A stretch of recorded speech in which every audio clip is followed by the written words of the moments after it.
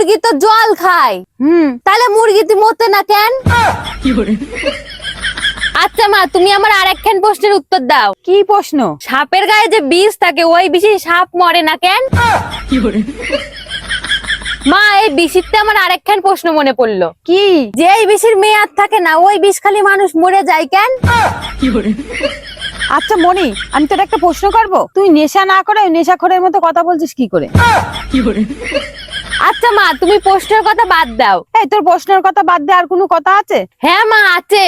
কি কথা? কালকে ফেসবুকের মেসেঞ্জারে একটা ছেলে মেসেজ দিয়ে বলছে তোমার বডিটা খুব সুন্দর। তারপর আবার কি, আমি আয়নার সামনে চলে গেলাম, যে আয়নার সামনে গিয়ে নিজের চেহারা দেখলাম। তারপর আবার কি, ফেস পাউডার মেখে আবার দেখলাম। দেখে কি বুঝলি? যাই বুঝি না কেন, ছেলেটার আমি ব্লক করে দিয়েছি। কেন?